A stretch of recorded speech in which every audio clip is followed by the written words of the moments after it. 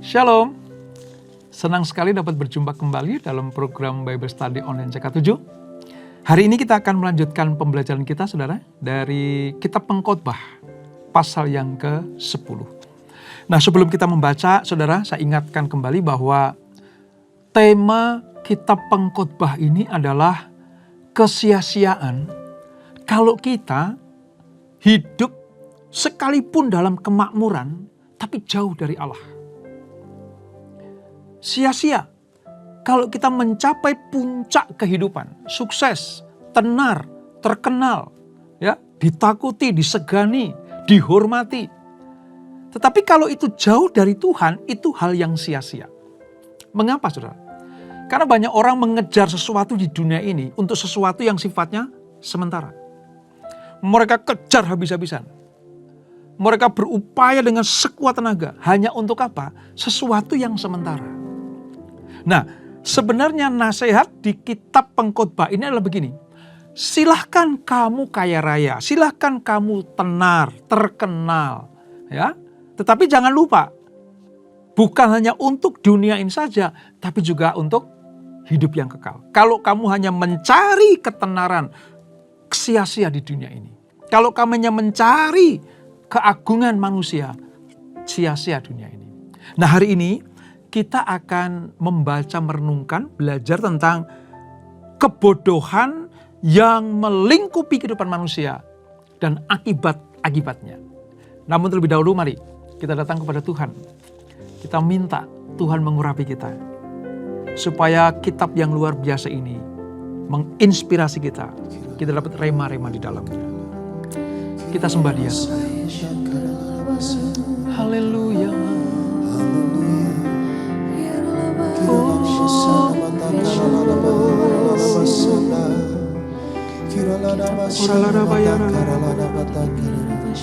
Kami bersyukur, kami bersyukur buat hari ini, firman Tuhan. Terima kasih buat kebenaran-Mu.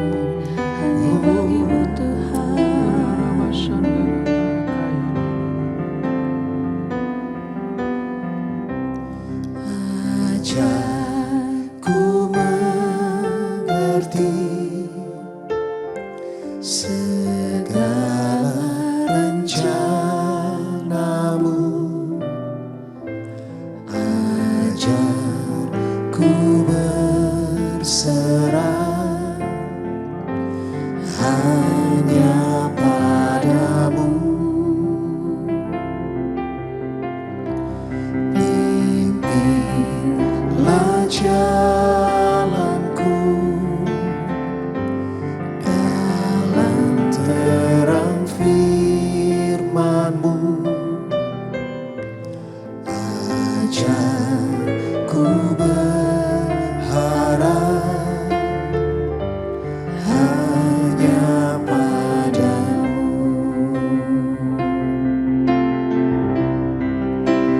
Bapakku, ajar segala rancangan-Mu. Tuhanku, heran perbuatan-Mu. Engkau sanggup mengadakan segala yang ku perlukan menurut kehendak-Mu. Terjadilah.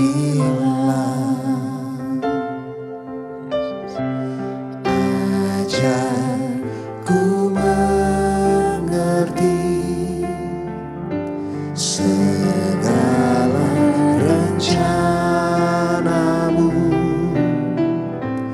Ajar ku berserah hanya padamu.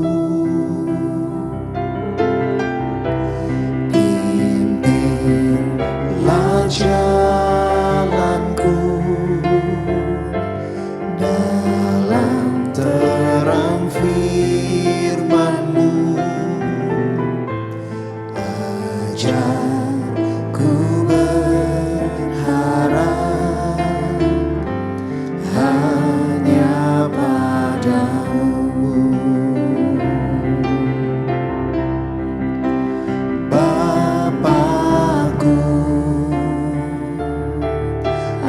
ada segala rancangan-Mu,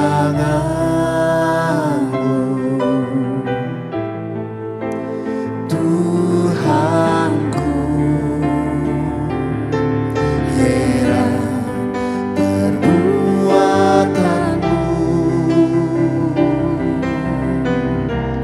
Engkau sanggup mengadakan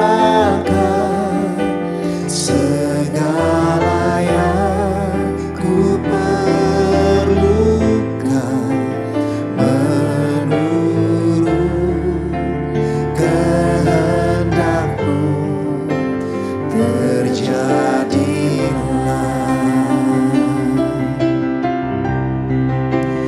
Bapakku, ajaib segala rancangan-Mu,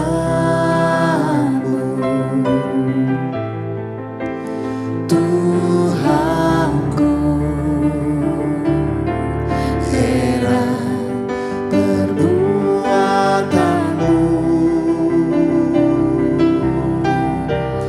Engkau sanggup mengadakan segala yang ku perlukan, menurut kehendak-Mu terjadilah. Engkau sanggup mengadakan segala yang ku perlukan, menurut kehendak-Mu terjadilah. Engkau sanggup mengadakan segala yang ku perlukan, menurut kehendak-Mu terjadilah.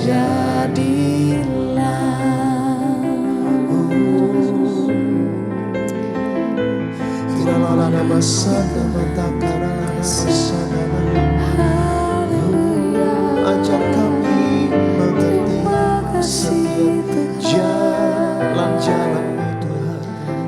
Kiralala basada matakara lalamu. Ajaib segala perbuatan-Mu, Terima kasih Yesus. ya Rabbah, ya Syandara, Rabbah, ya Si. Kami mengasihi-Mu, Tuhan. Kami mengasihi-Mu, Yesus. Terima kasih. Rabbah, ya Syakara, Rabbah, Rabbah, ya Syandara, Rabbah.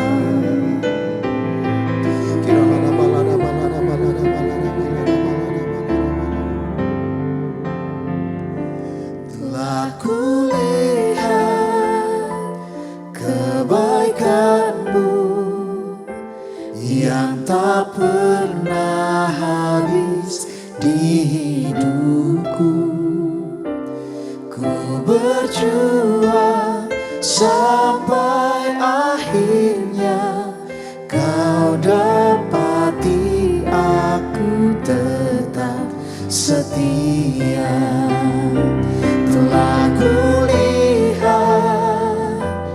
kebaikan-Mu yang tak pernah habis di hidupku. Ku berjuang sampai akhirnya Kau dapati aku tetap setia. Telah kulihat kebaikan-Mu yang tak pernah habis di hidupku. Ku berjuang sampai akhirnya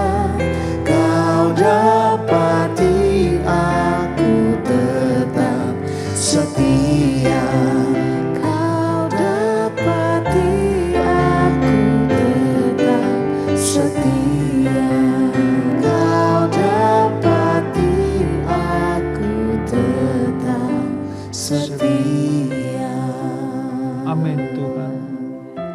Terus kami mau berjuang di jalan-jalan kebenaran-Mu.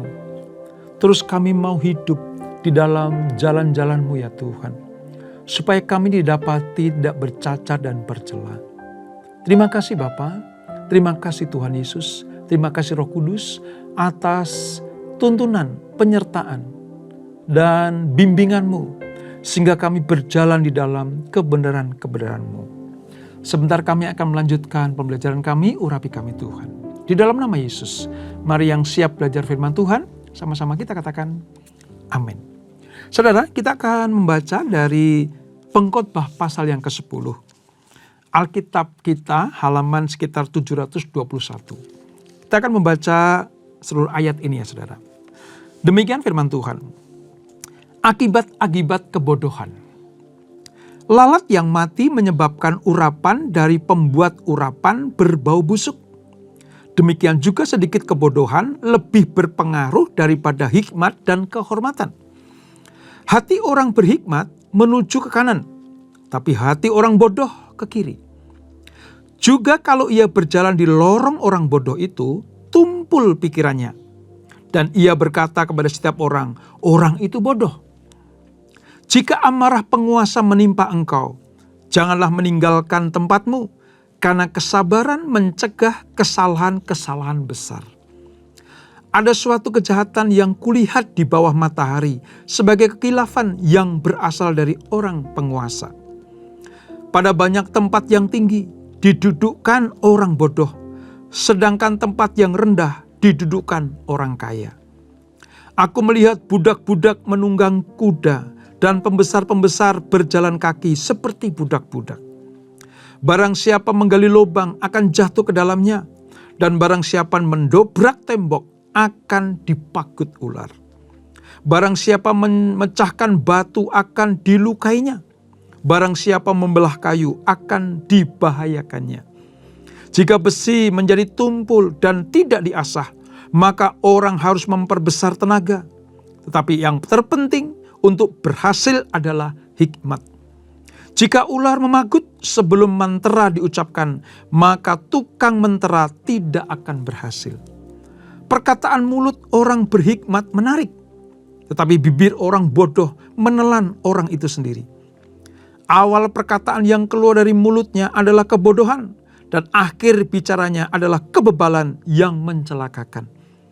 Orang yang bodoh banyak bicaranya, meskipun orang tidak tahu apa yang akan terjadi. Dan siapakah yang akan mengatakan kepadanya apa yang akan terjadi sesudah dia? Jerih payah orang bodoh melelahkan orang itu sendiri, karena ia tidak mengetahui jalan ke kota. Wahai engkau tanah, kalau rajamu seseorang kanak-kanak, dan pemimpin-pemimpinmu pagi-pagi sudah makan. Berbahagialah engkau tanah, kalau rajamu seorang yang berasal dari kaum pemuka, dan pemimpin-pemimpinmu makan pada waktunya dalam keperkasaan dan bukan dalam kemabukan. Oleh karena kemalasan runtuhlah atap, dan oleh karena kelambanan tangan bocorlah rumah. Untuk tertawa orang menghidangkan makanan, anggur meriangkan hidup, dan uang memungkinkan semuanya itu. Dalam pikiran pun janganlah engkau mengutuki raja, dan dalam kamar tidur janganlah engkau mengutuki seorang kaya. Karena burung di udara mungkin akan menyampaikan ucapanmu, dan segala yang bersayap dapat menyampaikan apa yang kau ucapkan. Nah ini saudara, seperti yang tadi saya katakan, segala sesuatu yang diupayakan manusia, jika itu tidak di dalam Tuhan atau di luar Tuhan, maka semuanya itu sia-sia. Nah, dalam hal ini saudara, apa yang kita baca tadi, itu memberikan sebuah pengertian begini. Hikmat itu perlu karya nyata. Hikmat itu harus dipraktekkan. Hikmat itu harus dilakukan. Berhikmat tanpa kelakuan yang menyertainya, maka itu hanya akan menjadi sebuah slogan atau kata-kata saja. Berhikmat atau tidak, itu nanti akan terpancar dalam sikap dan perbuatan sehari-hari seseorang. Itulah sebabnya hikmat dan perbuatan itu berjalan bersama. Nah, bagaimana jadinya kalau orang melakukan segala sesuatu tanpa hikmat? Atau semua dilakukan dengan baik, semua dilakukan dengan benar. Namun jika ada sesuatu sedikit pun yang tidak berhikmat, maka semuanya itu akan menjadi sia-sia. Tadi di ayat 1 dikatakan, lalat yang mati menyebabkan urapan dari pembuat urapan berbau busuk. Artinya begini, semua jerih lelah kita awali dengan baik, kita upayakan dengan segenap hati, kita bekerja dengan penuh konsentrasi, kita melayani dengan luar biasa. Tapi jika ada satu hal saja yang membuat semua yang kita lakukan itu sirna sia-sia, itu karena apa? Kebodohan. Dan akibat dari itu semua, itu merusak segala apa yang kita bangun. Merusak segala sesuatu yang kita rintis. Maka jika seseorang disebut sebagai orang yang membangun, orang yang memimpin, orang yang memulai, itu betul-betul harus mengandalkan hikmat dan kebijaksanaan. Tentunya dalam koridor takut akan Tuhan. Saudara bisa bayangkan, jika seorang pemimpin tidak memiliki hikmat, itu akan menimbulkan masalah besar bagi perusahaan, bagi kerajaan, bagi bisnis, bagi rumah tangga. Jika seorang leader, pemimpin, tidak berjalan dalam hikmat dan takut akan Allah, maka apa yang dibangunnya, apa yang dirintisnya, apa yang diusahakannya, itu sia-sia belaka. Secara ironis, saudara, pengkhotbah ini memaparkan bagaimana manusia yang berjalan dalam kebodohan, tidak mengandalkan hikmat dan takut akan Tuhan, maka hancur semuanya yang dibangunnya. Itulah sebabnya mengapa di dalam Bible Study oleh CK7 ini kita mempelajari bukan hanya kitab sejarah, Taurat Musa, tapi juga kita belajar tentang orang-orang yang dipenuhi dengan hikmat, sehingga dia sukses mencapai sebuah keberhasilan. Tapi sebaliknya, orang-orang yang tidak mengandalkan hikmat, sepertinya berhasil, sepertinya akan sukses, tetapi dia lupa. Kesalahan sedikit saja, hal-hal yang lalai sedikit saja akan merusak segala-galanya. Itulah sebabnya mengapa kita perlu belajar ini. Nah, tadi saya katakan, hikmat itu berjalan dengan sikap dan tindakan. Tentunya yang terpuji. Yang pertama begini, saudara, mengapa itu harus kita lakukan? Pengkhotbah menyinggung tentang perkataan. Kata-kata orang yang berhikmat itu pasti membangun. Kata-katanya pasti hati-hati. Dan itu menjadikan sebuah manfaat bagi dirinya dan bagi orang lain. Orang yang berhikmat bisa dilihat pertama nih ya, yang bisa kelihatan dari kata-katanya, dari ucapannya, dari kalimat yang keluar dari mulutnya. Sebab kata-kata orang berhikmat itu membuat sebuah dampak yang baik, menguatkan, menghibur, memacu untuk orang maju, memberikan dorongan dan semangat. Sebab perkataannya itu perkataan yang penuh dengan hikmat. Hati-hati sekali. Mungkin dia memikirkan dulu sebelum mengeluarkan dari mulutnya. Nah, kata-kata yang seperti ini, ucapan-ucapan yang seperti ini, itu menjadi orang membuat yang mendengarnya itu merasa dibangun, dipacu, disegarkan, semangat. Karena perkataan orang berhikmat itu betul-betul sangat membantu dia. Sebaliknya, ya, kalau kata-katanya kata-kata orang yang bebal dan bodoh, saudara, sehebat apapun, sekuat apapun, sekeras apapun kata-katanya, akan menuju kepada kehancuran. Orang yang tidak berhikmat disebut juga orang yang bebal atau orang yang bodoh. Kata-katanya akan merusak. Kata-katanya destruktif, menghancurkan. Kata-katanya itu menyakitkan. Kata-katanya itu betul-betul membuat orang itu terpuruk. Itulah sebabnya mengapa kita belajar bagaimana kebodohan-kebodohan yang dilakukan oleh orang-orang yang tidak berhikmat itu harus kita hindari. Itu yang pertama dari kata-katanya. Yang kedua, para pemimpin, orang-orang yang menjadi leader, orang-orang yang dipercayakan untuk menggembalakan sesuatu, itu harus mengisi waktunya dengan baik dan bertanggung jawab. Bukan dengan apa? Kemabukan. Bukan dengan apa? Kemalasan. Bukan juga dengan mengutuki orang.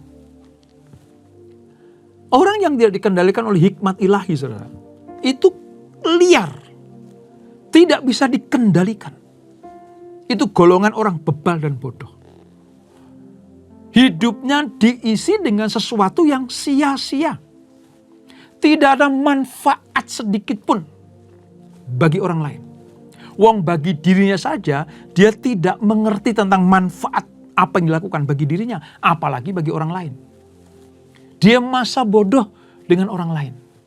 Padahal pemimpin, padahal leader, padahal gembala. Tapi dia masa bodoh dengan orang lain. Sebab apa? Dia hanya memusatkan kehidupannya bagi dirinya sendiri. Hidupnya tidak bertanggung jawab. Hidupnya penuh dengan pesta pora dan kemabukan. Suatu kali saudara, ada seorang gembala itu menegur seseorang. Katakanlah dombanya. Dia tegur, mengapa kamu mabuk? Mengapa kamu berbuat yang tidak benar?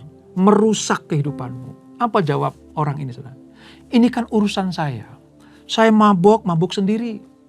Saya juga mabuk dengan harta saya. Saya tidak minta kepada orang lain. Saya minum minuman keras ini ya hasil keringat saya. Saya melakukan ini semuanya tidak merugikan orang lain. Apa kata gembala itu? Mungkin dalam hal ini engkau berkata benar.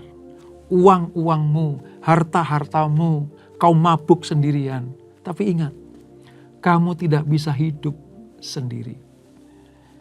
Coba bayangkan, kalau hal ini kau sebagai kepala keluarga, dampaknya apa? Engkau tidak bisa bertanggung jawab atas kehidupan bagi istri dan anak-anakmu. Kalau engkau seorang pemimpin di kantor, apakah dalam keadaan mabuk, dalam keadaan yang tidak sadar, kamu bisa memimpin stafmu? Apalagi kalau kamu leader, kamu gembala, bagaimana rakyatmu? Kalau kamu raja, bagaimana penduduk atau rakyatmu? Saudara, banyak orang beralasan, ini kan pribadi saya, ini kan hak asasi saya. Kitab Pengkhotbah mencatat, ya, engkau membangun segala sesuatu, engkau menguasakan segala sesuatu. Tapi kalau engkau lupa akan hidup dalam kebenaran, maka engkau akan mempertanggungjawabkan apa yang kau lakukan. Mengapa saudara? Karena kita tidak bisa hidup sendirian. Kita itu sebagai makhluk individu, tapi juga makhluk sosial. Siapa yang tidak membutuhkan orang lain? Semuanya saudara. Kita tidak bisa hidup sendirian. Itulah sebabnya hikmat, kebijaksanaan, penguasaan diri itu penting. Sebab kita bukan hanya bertanggung jawab secara pribadi dalam hidup kita, tapi kita juga bertanggung jawab kepada lingkungan, sosial kita, rumah tangga kita, orang-orang yang kita pimpin. Maka akibat kebodohan orang bebal ini, dia akan menuai hasilnya. Apa itu? Kehancuran saudara. Kehancuran. Apa? Kegagalan.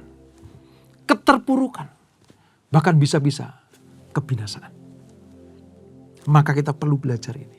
Jangan sampai apa yang kita bangun, apa yang kita usahakan, itu hancur gara-gara kebodohan kita. Luar biasa bukan firman Allah ini? Ya. Ini betul-betul akan memimpin kita, saudara. Saya senang sekali setiap membaca firman. Sepertinya kok, ini apa sih artinya? Ini apa penting buat aku? Gitu. Ini kan hal-hal yang sia-sia. Kenapa ditulis di kitab suci? Saya mau katakan begini.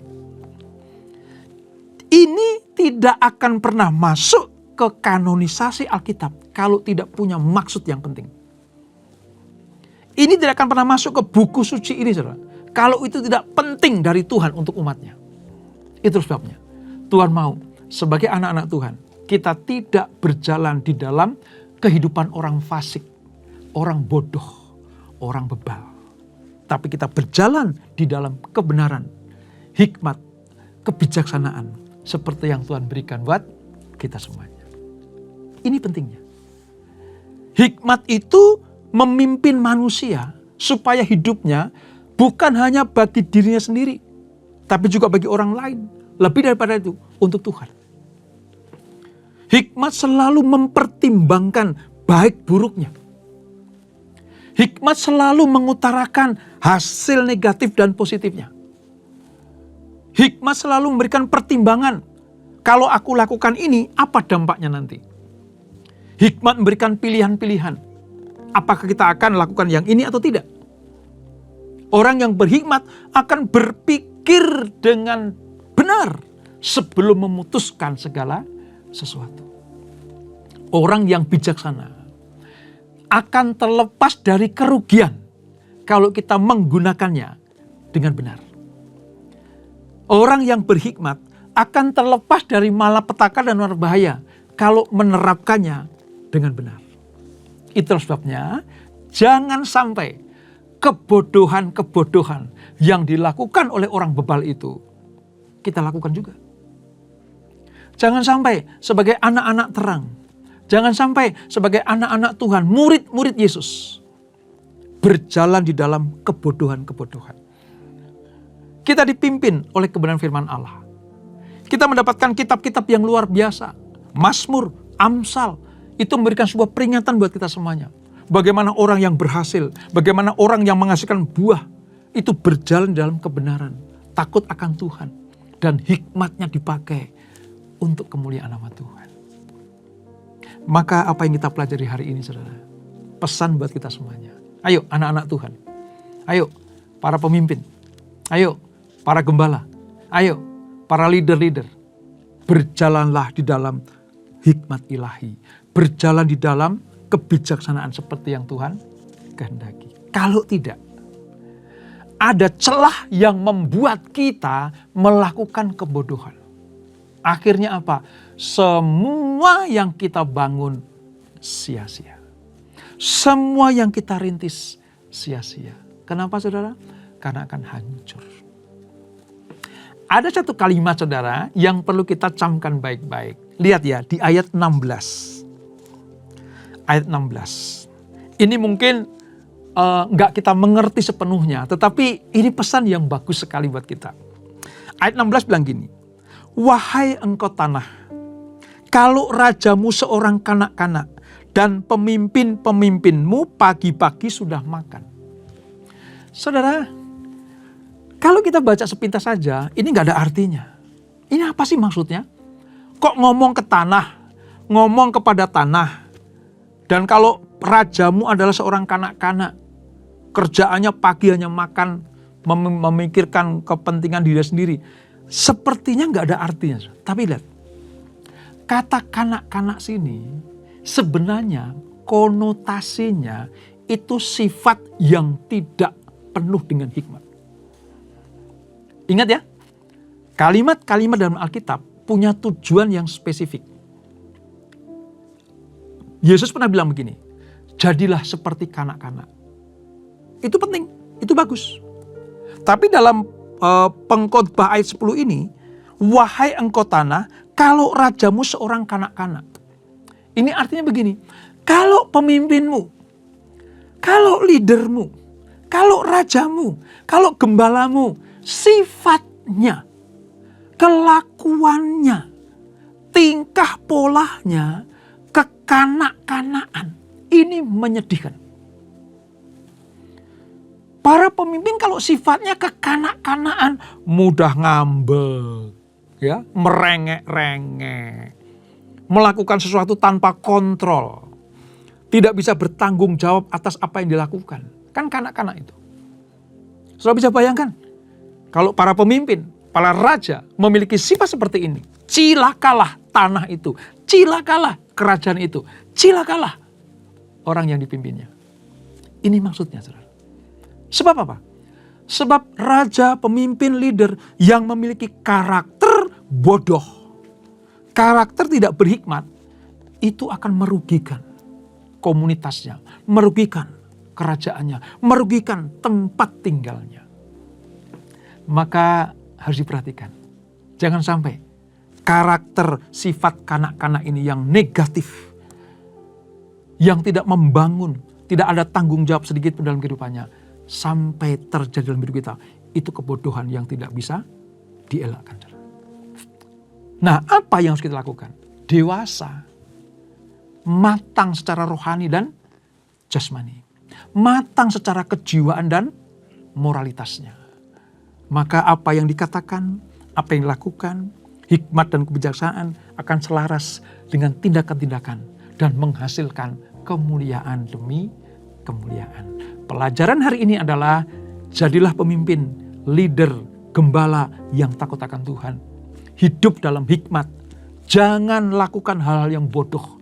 Maka apa yang kita rintis dan kita bangun, semuanya akan memuliakan nama Tuhan. Dan itulah Pengkhotbah pasal yang ke-10. Kita berdoa. Terima kasih Bapak untuk pengertian-pengertian yang Kau berikan buat kami semuanya. Kadang kalau kami membaca firman-Mu, kami seret saja. Kami lalui inti dari pesan firman Tuhan ini. Tapi hari ini kami mengerti bahwa kalau kami hidup dalam rancangan Tuhan, hikmat dan kebijaksanaan itu kami andalkan, kami lakukan, maka kami tergolong orang-orang yang bijaksana, bukan orang-orang yang bodoh. Sebab akibat-akibat dari kebodohan adalah kehancuran. Akibat-akibat dari kebebalan adalah kemusnahan. Apa yang kami bangun akan hancur kalau kebodohan itu kami lakukan. Roh Kudus, kami tidak mampu melakukan sendiri. Urapi kami Roh Kudus, jamah kami, tuntun kami, sertai kami. Kami mengandalkan kuat kuasa Allah, kami mengandalkan kuat kuasa Roh Kudus, supaya apa yang lakukan itu semuanya berkenan kepada Tuhan. Berkati anak-anak-Mu, berkati kami semuanya, berkati usaha mereka, bisnis mereka, pelayanan mereka, rumah tangga mereka, diberkati Tuhan. Sebelum kami tinggalkan acara ini, kami siapkan hati kami terima berkat yang daripada-Mu. Kekasih-kasih Kristus arahkan hatimu pada Tuhan. Terimalah berkat kasih anugerah dari Allah Bapa yang berlimpah-limpah. Di dalam Anaknya yang tunggal Tuhan Yesus Kristus. Dan persekutuan yang manis dalam Roh Kudus menyertai kita semuanya. Mulai saat ini sampai Maranatha. Yesus datang yang kedua kali menjemput kita semuanya. Bertemu di awan-awan yang permai. Menikmati kemuliaan kekal sampai selama-lamanya. Yang diberkati, sama-sama kita katakan amin. Tuhan Yesus memberkati.